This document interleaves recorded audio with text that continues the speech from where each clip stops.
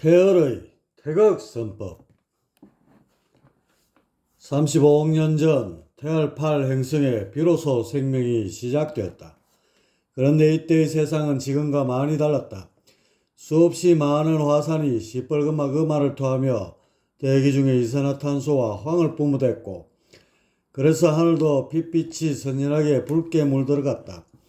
이 물에 푸른색을 띤 청조류가 하나둘씩 생겨났다. 이들은 햇볕을 대기 중의 가스와 합성하여 에너지를 취했고, 그 부산물로서 어떤 특이한 가스를 배출하게 됐다. 이들 청조류가 행성 전역으로 퍼지자 점점 배출된 가스의 양이 증가했고, 결국 대기의 20%까지 차지하게 되었다. 이제 하늘은 이 가스의 영향으로 파랗게 바뀌었다. 이때가 대략 25억 년 전이다. 그런데 이 가스는 너무나 치명적이어서 강철도 손쉽게 산화시켜 부숴버릴 정도였다. 폭발성도 강하여 조그만 불에도 맹렬하게 반응한다. 그러니 연약한 청조류들은 자신들이 배출한 이 독가스를 견디지 못하고 결국 하나 둘씩 죽음에 이르고 말았다. 청조류를 비롯한 행성의 모든 생명체를 멸종으로 몰아넣은 치명적인 살인가스, 그것은 바로 산소였다. 이제 산소 때문에 죽음의 행성이 된 태열 8. 언제까지 산소의 독성을 머금은 채 지옥처럼 웅크리고 있을 것인가? 그러던 어느 날 기적과도 같은 일이 발생했다. 한 미생물이 바닷속에서 산소의 독성을 에너지로 치환하는 방법을 찾아낸 것이다. 독성이 다분한 산업 폐기물을 재처리하여 에너지로 뽑아 쓴다고나 할까? 이건 정말 생명이 일군 기적이며 승리였다.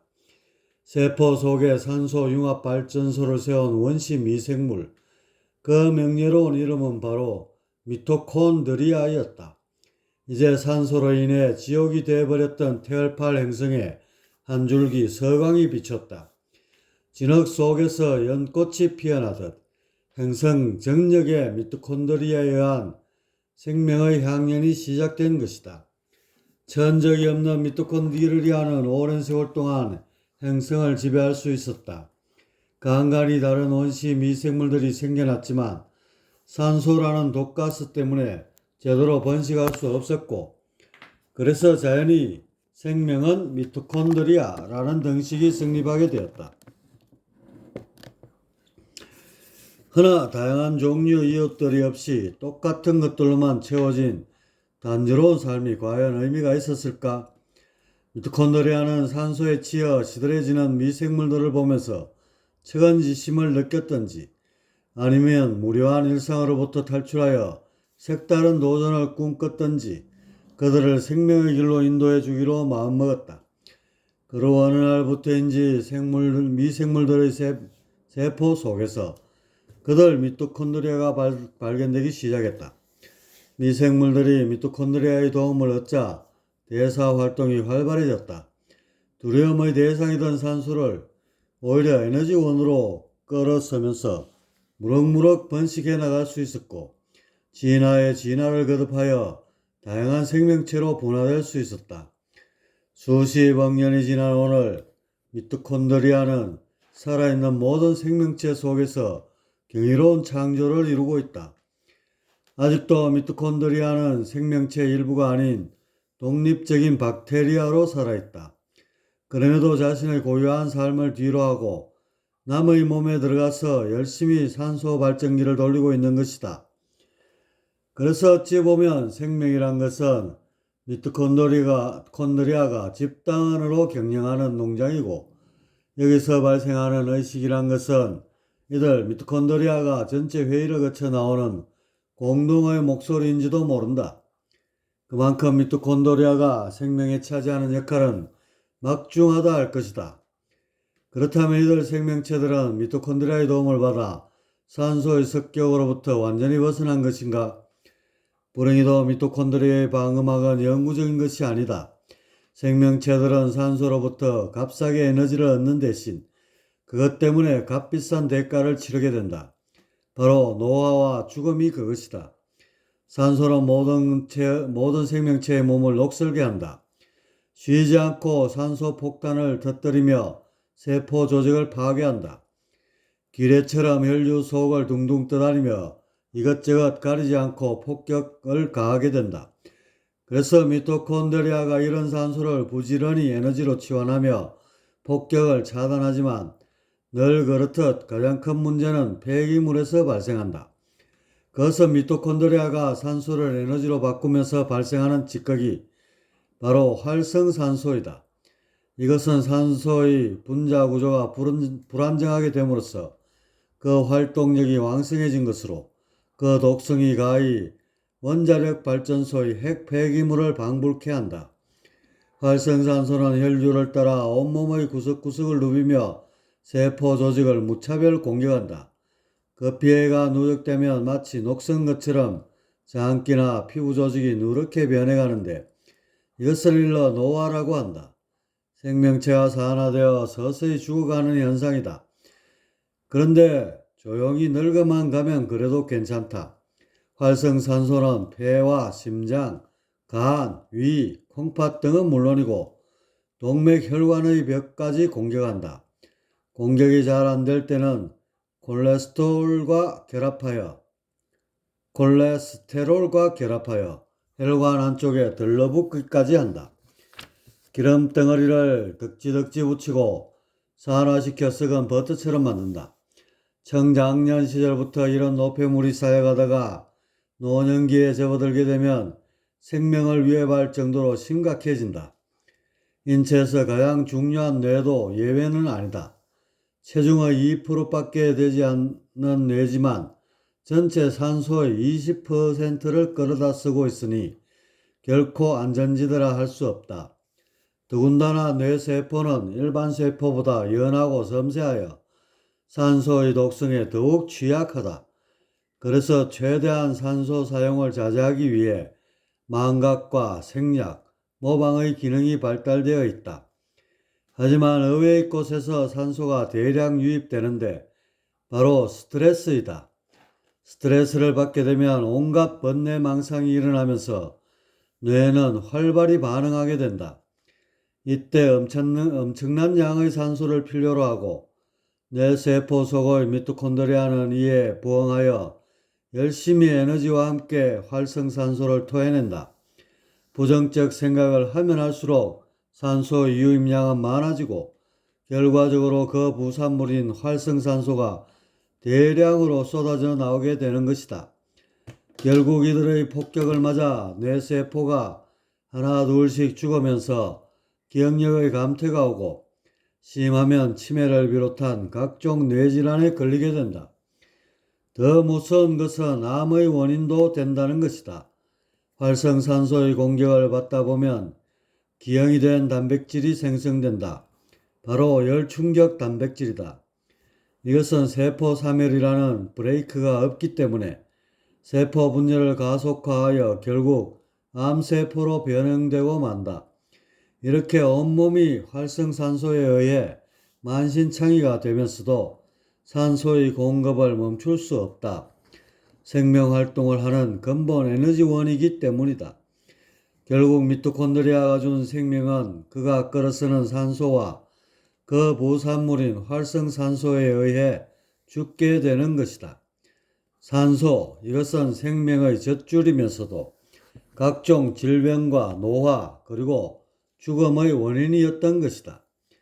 그래서 태알8 행성의 인간들은 산소의 독성을 막기 위한 여러 가지 방법을 고안하기 시작했다. 그것은 무병장수에 대한 염원으로 일생을 병들지 않고 제명대로 살기 위한 생명 본연의 꿈이었다. 이런 노력은 마침내 선도라는 독특한 형태의 수련으로 결실을 맺게 되었다. 그렇다면 선도 수련은 정말로 산소의 독소로부터 안전을 지켜줄 수 있는가? 선도를 연구하던 선인들은 산소에 강한 동물을 찾았다.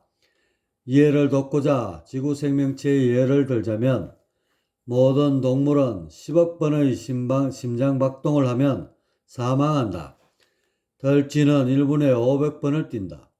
대략 4년이면 10억 번 정도 되니 이때쯤 덜쥐는 죽게 된다. 코끼리는 1분에 30번 뛰므로 80년이 돼야 죽는다. 거북은 심장박동이 더 느리기에 그보다 더 오래 살 것이다. 왜 심장박동이 수면과 연결되는가? 그것은 심장의 활동이 왕성할수록 더 많은 산소를 필요로 하기 때문이다. 자연스레 산소와 활성산소의 공격을 더 받게 되고 어쩔 수 없이 굵고 짧은 인생이 되고 마는 것이다. 그런데 예외가 있다. 굵으면서도 길게 사는 생명체가 있으니 그것은 바로 박쥐를 포함한 조류이다. 조류만이 심장박동수보다 몇 배 오래 산다. 날개의 짓을 하려면 참으로 많은 에너지가 필요한데도 신기하게 장수하는 것이다. 옛 선인들은 바로 이 점에 착안해서 조류를 중점으로 연구했다. 그리고 마침내 새들이 날개짓을 하면서 복식호흡을 하고 이로써 단전이 조성된다는 놀라운 사실을 발견하게 된다. 이렇게 되면 호흡이 저절로 길고 깊게 됨으로써 산소 유입량이 감소하고 심신이 안정됨으로써 스트레스를 비롯한 불필요한 에너지 소모를 줄이게 된다. 이처럼 조류의 호흡을 본떠 불로장생을 추구한 데서 선도 수련은 시작되었다. 조식에서 나와 운기조식으로 발전하고 이를 토대로 지고한 정신세계에 몰입하려는 것이 선도이다. 어떠냐? 이것이 앞으로 내가 배워야 할 호흡수련이니라. 이 미티가 훌쩍 넘는 장신의 키에 황토색의 수염을 길게 늘어뜨리고 쇠미한 눈을 하고 있는 노인이 입을 열었다. 그는 자신의 앞에 무릎을 꿇고 앉아있는 10살 남짓한 소년에게 선도수련의 유래에 관해 장황하게 늘어놓았던 것이다. 명심하겠습니다, 할아버지. 맑고 낭낭한 목소리로 대답하는 소년. 그의 이름은 테얼이다. 작고 여리기만 한 이 소년이 훗날 우주사에 거대한 축을 세우게 될 줄을 그 누가 알았겠는가. 테얼 8행성. 이곳은 삼라도의 태극천이라 기록되어 있다. 문명의 초창기에는 행성의 도처에 널려있는 푸른빛 모래를 취해 청사천이라 불렸지만 훗날 이곳에서 태극선법이라는 기묘한 선도 수련이 나오게 됨으로써 태극천으로 바뀌게 된 것이다. 행성의 크기는 유난히 작다.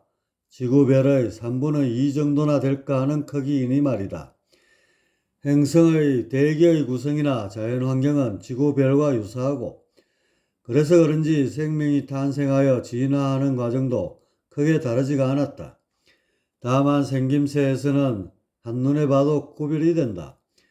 중력이 약했던 탓에 이곳 인간의 키가 평균 2m에 달한다는 점과 반달 같은 눈에 좁다랗고 긴 콧날 그리고 얇은 입술을 지닌 데다가 분홍빛이 감도는 살구색 피부에 황갈색 수염이 드문드문 솟은 게 특징이랄까. 자연 환경도 이만하면 꽤 쓸만하다.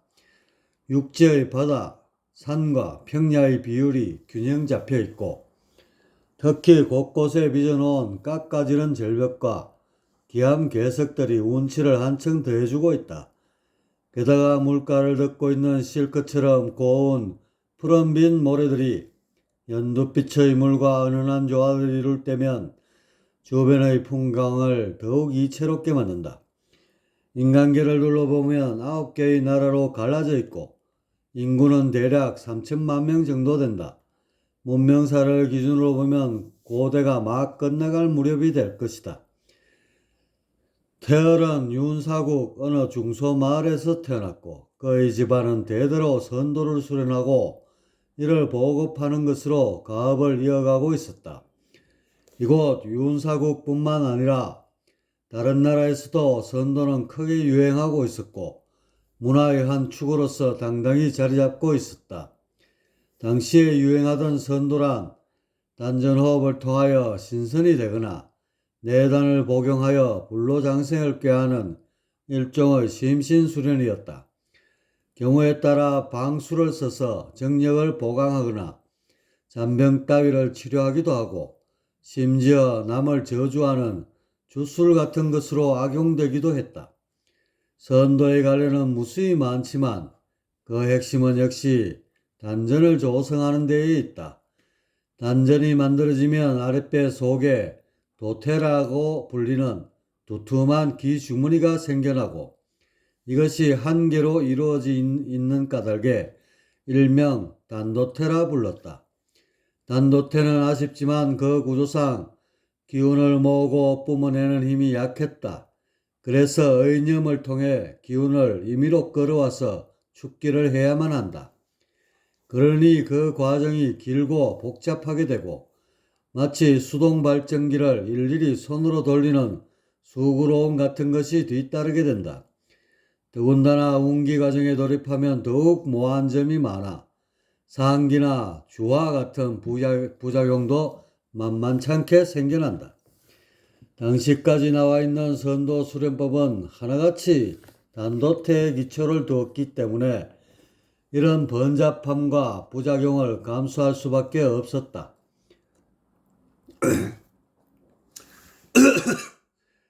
그렇다면 언제까지 이런 수고를 감내해야 하는가? 사후의 영역이 5천 정도에 이르면 놀랍게도 단도태의 가운데가 갈라지면서 쌍도태로 바뀌게 된다. 두 개의 기주머니가 형성되는 것이고 이렇게 되면 양쪽의 도태가 수축과 팽창을 번갈아 가면서 자동으로 축기와 운기를 하게 된다. 수동 발전기에서 자동 발전기로 진화하게 된 것이다. 선도에서는 이때부터 날개를 달았다 하여 우화등선이란 표현을 쓴다. 예구에 여기에 멈추지 않고 더 정진하여 영역이 7천을 넘어서게 되면 쌍도태는 광전으로 바뀌면서 영구동력이 된다. 정리하면 인간의 기동력 시스템인 단전은 단도태를 거쳐 쌍도태가 되고 이것이 다시 광전으로 발전하는 과정을 겪게 된다. 마치 인류가 에너지 활용의 능력에 따라 문명사가 구분되듯 개개의 인간 역시 단전의 발전과 성능에 따라 영적 구분을 이루는 것이다. 아무것도 하지 않고 선도 수련에만 매진한다고 가정했을 때 단도태에서 쌍도태를 만드는 데 소요되는 기간은 최소 1천여 년에 이른다. 저승을 왔다 갔다 하면서 소비하는 시간을 고려하면 아마 그 기간은 몇 배 더 늘어날 것이다. 그만큼 쌍도태를 만드는 것은 어렵고도 요원한 과정이다. 그러니 쌍도태라는 것은 살아서는 결코 조성할 수 없고 죽은 뒤에 영역 5천의 신선이나 됐어야 비로소 지닐 수 있는 귀하디 귀한 것이었다. 당시 태알팔 행성에서는 단도태를 조성하는 방법에 따라 무수한 문파로 갈라져 있었다. 서로 간의 치열한 경쟁을 통하여 그 공효에서 밀려나는 문파는 자연 도태되고 말았다. 태열의 가문도 그 중의 하나였다. 다른 문파에 밀려 가세는 날로 기울었고 얼마 전부터는 입문생의 씨도 말라버린 형편이었다. 그래서 태열의 부친은 생계를 위해 하는 수 없이 나무 깎는 기술을 익혀 몫으로 나설 수밖에 없었다. 태열은 이러한 열악한 환경 속에서 자라났다. 그가 단번에 가문을 일으켜 세울 수 있는 최상의 선법을 찾아내겠다는 꿈을 세우게 된 것도 아마 이런 집안 환경과 무관하지 않을 것이다. 태열은 어느 문파에서도 감히 따라할 수 없는 무상의 선도 수련법을 만들기 위해 11세 때부터 연구에 매진하게 되었다. 태열의 화두, 그건 바로 쌍도태였다. 어떻게 하면 사후에 신선들이나 차게 된다는 쌍도태를 만들 수 있을까? 만일에 이것이 성공한다면 선도 수련의 체계를 뿌리채 뒤집어 놓는 우주사적 사건이 될 것이다. 수행자들은 쌍도태 수련을 통해 조속한 시간에 우화등선을 이루게 될 테고 이는 몽상이나 있을 법한 지상 성경의 현실화를 의미하는 것이리라. 이런 원대한 꿈을 꾸며 태엘은 정진하고 또 정진했다. 인체의 특성을 구조적으로 살피는 한편 기맥을 세밀하게 분석해 나갔다. 옛 선인들이 했던 것처럼 새들의 날개짓을 보며 인체 구조와 정밀하게 비교 관찰하는 것도 빼놓지 않았다. 기존의 단도태 수련은 새의 복식 호흡만 본떠서 만들었지만 태열은 새의 동작 하나하나도 놓치지 않았다. 마침내 새들의 호흡이 날개짓에 따라 일정한 패턴이 있다는 사실을 발견하고 이것을 인체에 적용하기 시작했다. 사람의 양팔을 날개처럼 앞뒤로 대칭을 이루어 행동하면서 새의 역동적 호흡을 흉내내자 놀랍게도 복식호흡이 몇 배로 깊어지고 기운의 축적도 활발해졌다. 목소리 또한 단전의 조성 정도에 따라 쩌렁쩌렁 울려나와 새의 맑고 깊은 소리를 닮아갔다. 가만히 있자. 호흡하는 것보다 공효가 몇 배나 크구나. 태열은 차근차근 새가 지닌 호흡의 비밀을 풀어나갔다.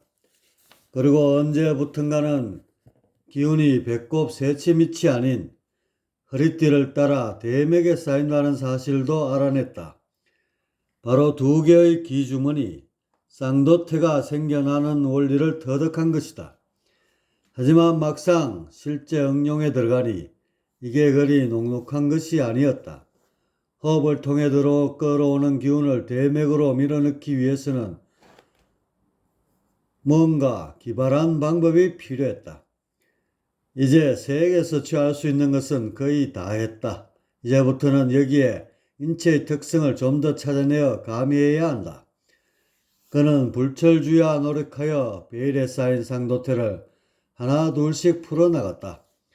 그가 찾아낸 쌍도태의 첫 번째 비밀은 하늘의 기운을 끌어모으는 수인에 있었다.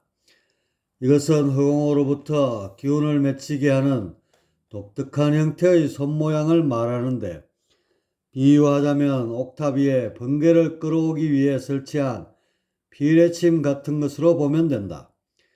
태열은 가장 이상적인 수인을 찾기 위해 온갖 손동작을 일일이 흉내내며 분석했고 그의 포기 상태에 있던 어느 날 우연히 엄지와 검지를 이용한 합장을 시도해 보게 되었다.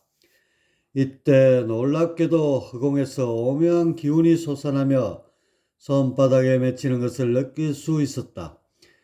태열은 몇 번의 검토 끝에 전기를 끌어올 수 있는 방법임을 확인했고 이 수인을 일러 전부 합장이라 이름 지었다. 그는 이제 쌍도태를 향한 첫 번째 관문을 통과한 셈이었다. 수인.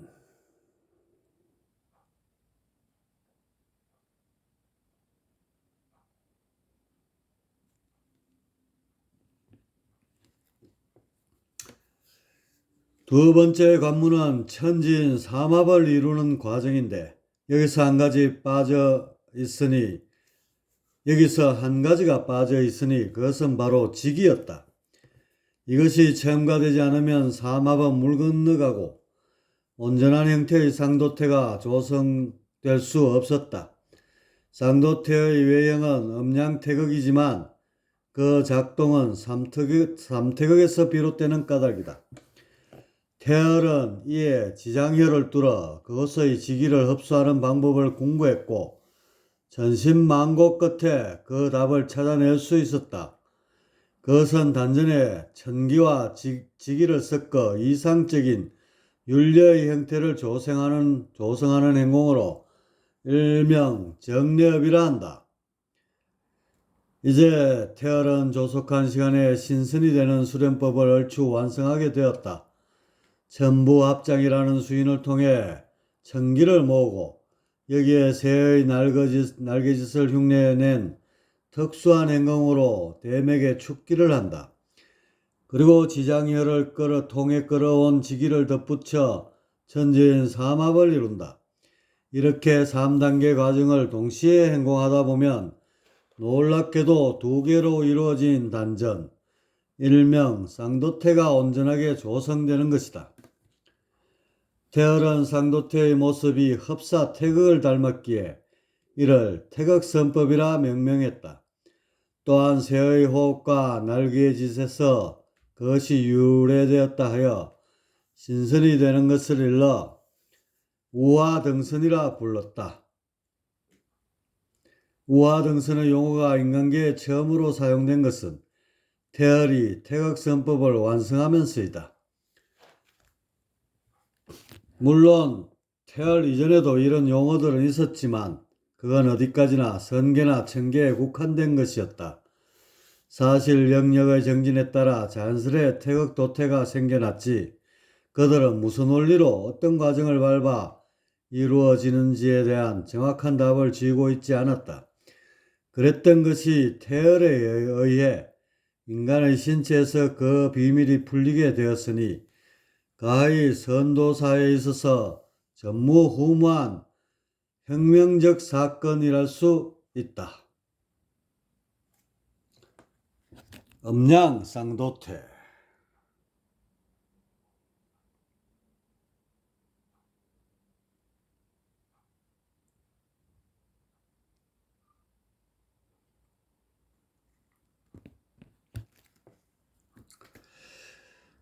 태극선법의 행공은 시종일관 마치 새가 하늘을 나는 것처럼 유연하게 이루어진다. 세상 만사 모든 실험을 잊고 한 마리 새가 되어 유유히 창공을 비상하는 것이다. 이때 저절로 단전호흡이 이루어지며 항산화 물질이 넘쳐나고 이로써 활성산소의 공격을 막아 질병을 예방하고 활력이 샘솟게 된다. 이렇게 새의 날개짓을 반복하며 몸을 편안히 하고 아울러 번뇌를 싣고 정신을 맑게 하다 보면 어느덧 초월경에 머무는 신선이 되어 있다. 그 기간이 기존의 단도태 수련에 비해 무려 1000여년 이상을 단축하여 주니 태열의 태극선법이야말로 가히 우주사를 다시 써야 할 정도로 경이로운 업적이라 아니할 수 없다. 위대한 발견을 이룬 태열은 흥분된 가슴을 억누르고 곧장 부친을 찾아갔다. 부친은 이골 저골을 부평초처럼 떠돌며 목수일을 하고 있었는데 마침 머지않은 곳에서 대폐질을 하고 있는 그를 만날 수 있었다. 태열은 부친에게 자신이 고안한 태극선법을 남김없이 털어놓았고 그는 아들의 주장에 어느 정도 수긍이 갔던지 짬을 내어 자신이 직접 해보겠노라고 말했다. 부친은 며칠 뒤 조식으로 하루 2회 각 1시간씩 수련을 하였는데 편리한 것은 아들의 지도를 1, 2주에 한 차례만 받아도 된다는 거였다. 그래도 틈틈이 수련 일지를 써가면서 몇 가지 변화를 기준으로 수련의 진척을 스스로 점검했다. 그 잣대는 다음과 같았다. 1. 조식. 호흡이 깊고 부드러워진다. 2. 선음. 소리가 맑고 고운 새소리에 가까워진다. 3. 도태. 아랫배가 부풀어 오르다가 양쪽으로 갈라진다. 이상의 조식과 선음 그리고 도태는 일주일 간격으로 변화가 와야 정상이며 그렇지 못할 때는 그 원인을 정확히 찾아 교정을 한 연후에 수련에 임해야 한다.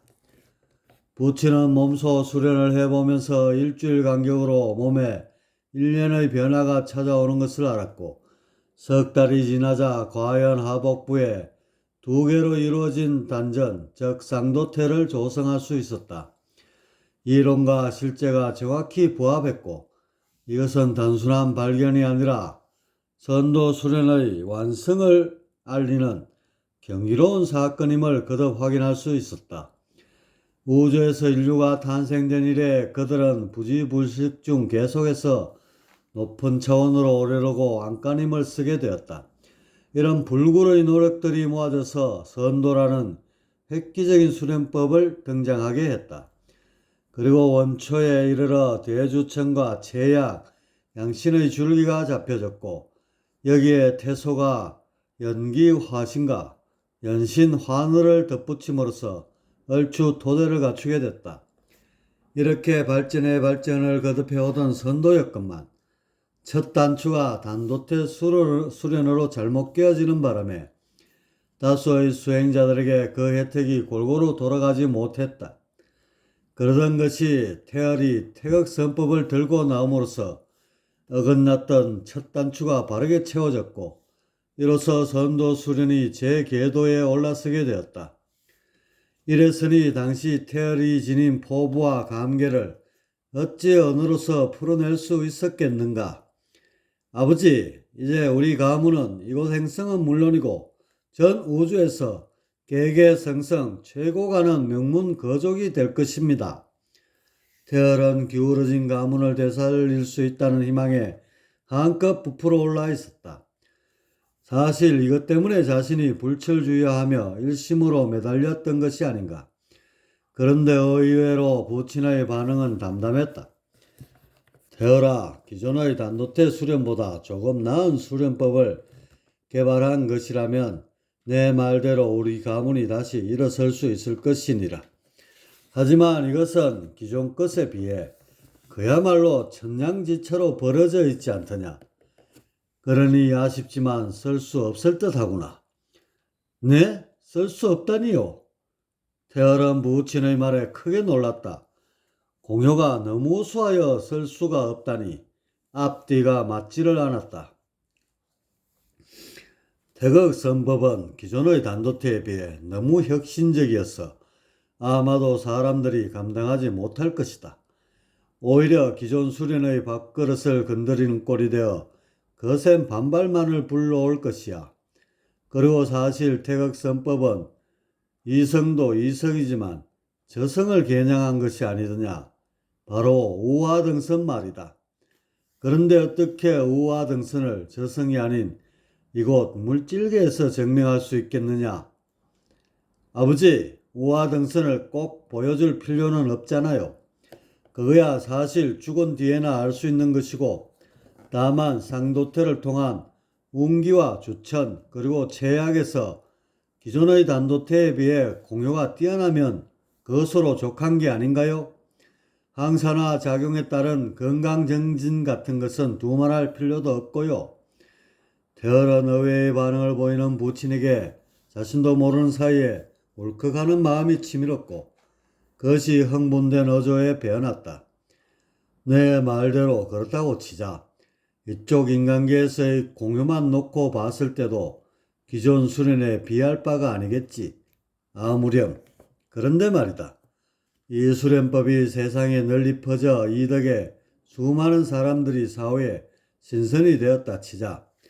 정신 수준이 온갖 투쟁과 반목으로 얼룩진 사람들이 첨단 기동력을 이용해 신선이 된다면 그 세상이 과연 어떻겠느냐.